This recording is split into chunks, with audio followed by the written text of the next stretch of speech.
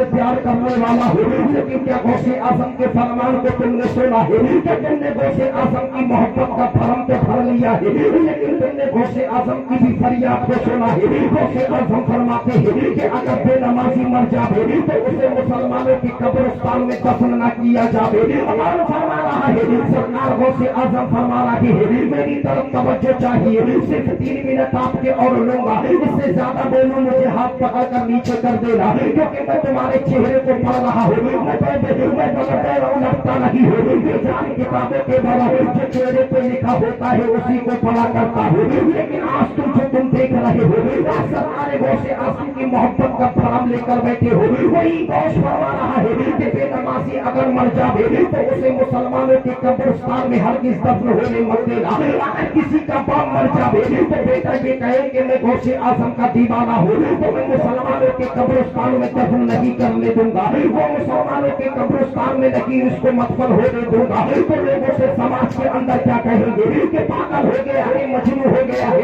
इसी तरीके से गौसे आजम की बारगाह में किसी ने सवाल किया था, मेरे सरकार गौसे आजम बेनमाजी को मुसलमानों के कब्रिस्तान में क्यों दफन नहीं किया जा सकता? तो गौसे आजम फरमाते हैं, हम मुसलमानों के कब्रिस्तान में दफन नहीं कर सकते हैं, चाहे उसे गले में ले जाकर फेंक दो या कहीं खेत खलियान में डाल दो, लेकिन मुसलमानों के कब्रिस्तान में दफन न किया जाए। कहा क्यों नहीं किया जाएगा सरकार? कहा तुम्हें पता नहीं है कि बेनमाजी को कब्र के अंदर अजाब होगा और उसी कब्रिस्तान में एक नहीं बल्कि कई कई लाख लोग उसी कब्रिस्तान में मदफन होंगे। तो उन पर अजाब, जब होश पर जो अजाब होगा तो पड़ोस में जो दूसरे मरहूम आराम कर रहे हैं उनको तकलीफ होगी।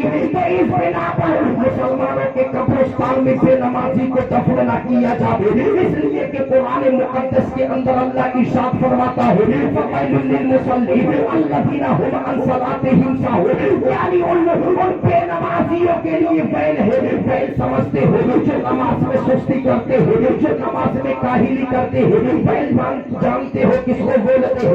वैल वो है जहन्नम का वो एक तबका है जो सबसे खतरनाक तबका है। उसी के बारे में अल्लाह फरमाता है कि नमाजी जो नमाज में सुस्ती करते हैं उनके लिए वैल है। आप अंदाजा लगा लीजिए, जब नमाज में सुस्ती करने वालों के लिए सबसे बड़ी जहन्नम की सजा है, तो मुझे बताओ जो बेनमाजी है वो सराफा ही जहन्नमी है, जो बेनमाजी है वो सराफा ही जहन्नमी है।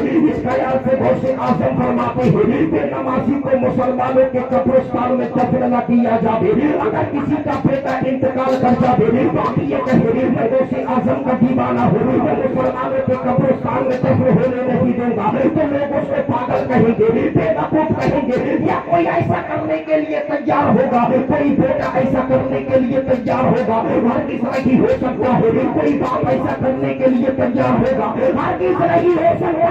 अगर तुम ऐसा नहीं कर सकते तो ये जरूर कर सकते हो कि तेरा बाप अभी जिंदा है, उसके मरने से पहले उसे नमाजी बना दो, तेरा भाई जिंदा है, उसके मरने से पहले उसे नमाजी बना दो, तेरी माँ जिंदा है, उसके मरने से पहले उसे नमाजी बना दो, तेरा बेटा जिंदा है, उसके मरने से पहले उसे नमाजी बना दो।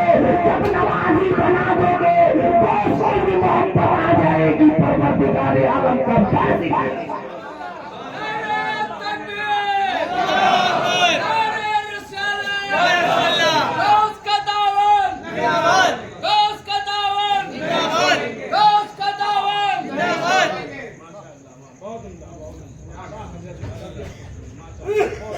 खत्म कर दिया जाए।